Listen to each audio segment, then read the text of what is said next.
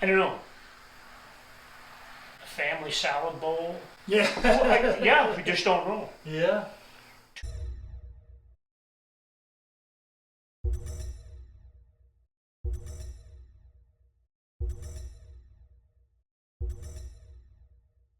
We're at Crosscurrents Heritage Center, which is located on the Tippesaukee Farm Rural Historic District in southwest Wisconsin. There are 5 old buildings on this property, all of which are on the National Register of Historic Places, including this venerable structure, which has seen a lot of good use. In this episode, Roger, a carpenter who has helped us to restore this 2-seat privy, as well as 3 other old buildings, will talk to us about old wooden tools found here on the property. Let's see what stories these old tools can tell us. So let's start first with the nails. These came from the house. The house and the barn And the barn. and the smokehouse. Mm-hmm. We took out, and these are all square nails yet. These are all, pre-1900. Mm-hmm. And they're in great shape. The ones that are still look brand new were inside the house or inside a building. We have the small ones for nailing shingles and trim, and they go up in size clear up to the 20 penny and in very good shape. And how are they made? Well, they come out in sheet steel, and this specific size, Oh yeah. and then They they're fit together. sheared off with a shear, and then they're put into a die like this, and then there's a press that comes down and hits it and causes the head then, Mm-hmm. and then it's made. Drops into the barrel, and that's how they're sold then. Yeah, they would ship these out of the factory in the wooden kegs, Mm-hmm. which were usually, about 16-inch diameter, Mhm. and they were probably 2 foot tall, Mm-hmm. and full of nails. You had to be a man to lift them. And where do you think the factory would be in, say, 1840?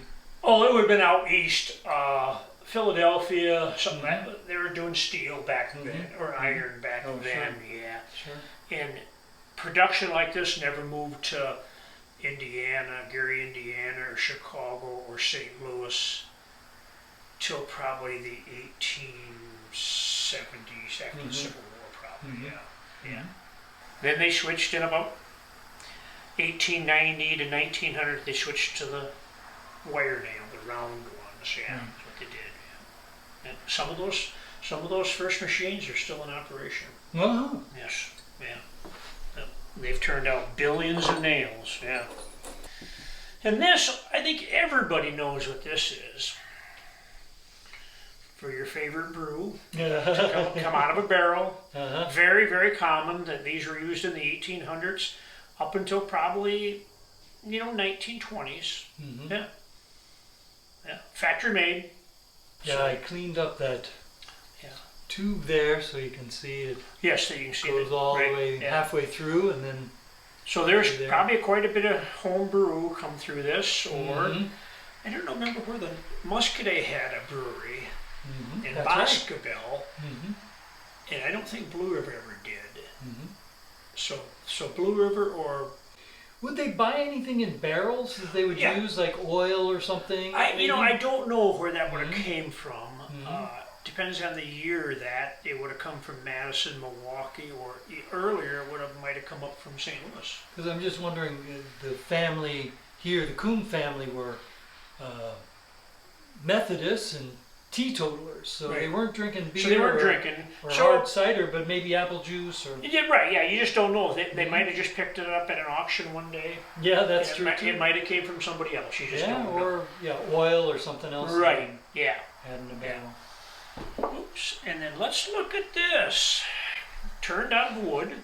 One piece. One piece. It has a hole in the center, and it has a date on it of April of 1866. Yeah, that's the patent. That's the patent date on it. And it's in great shape, and it's rare that it's not cracked, being out of one piece of wood. Then. So this wood was dried really well. before it was turned.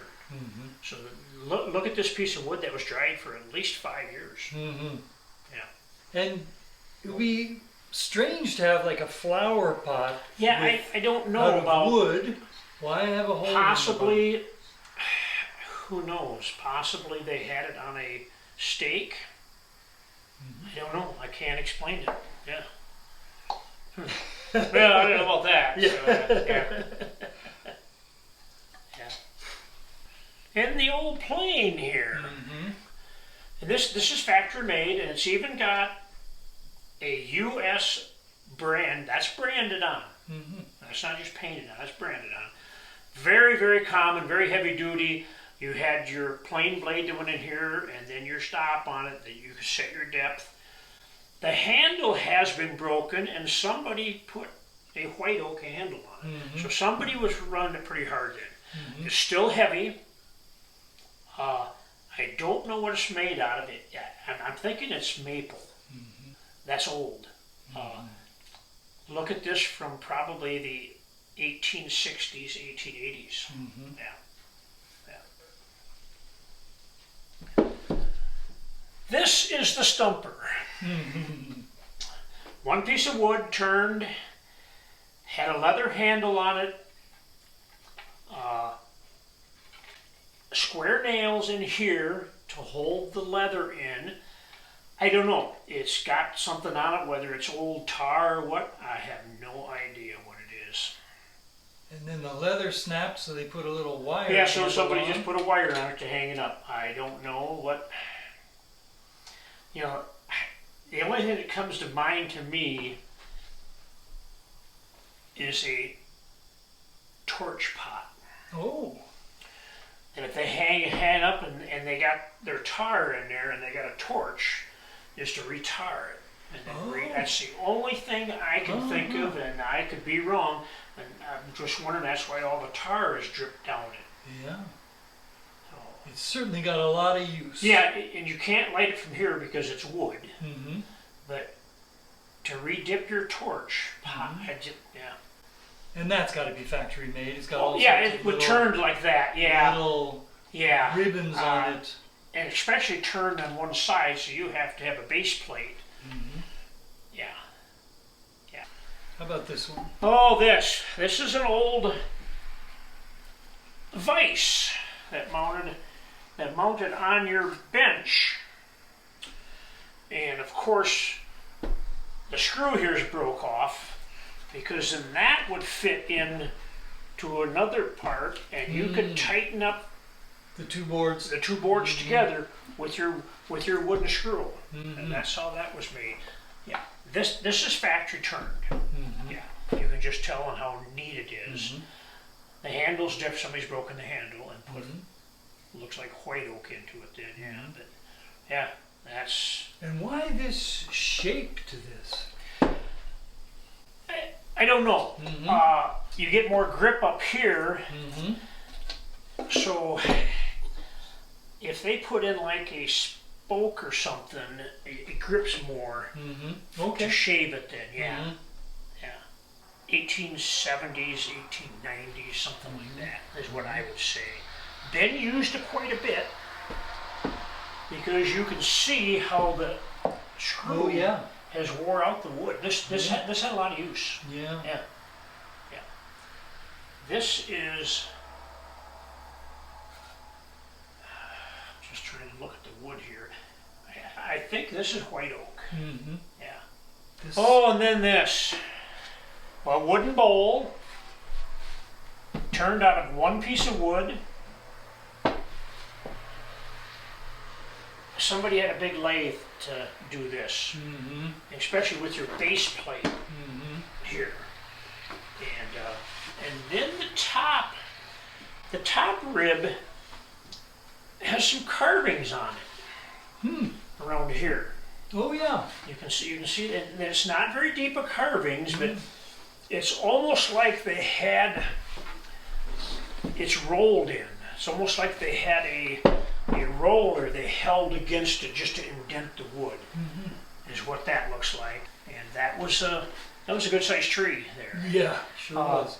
Yeah. I wonder if they did laundry in that or something.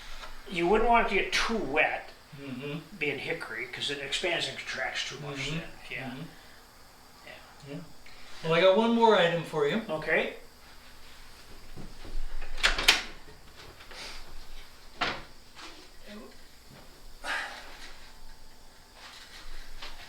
Obviously a jug. Yeah, jug.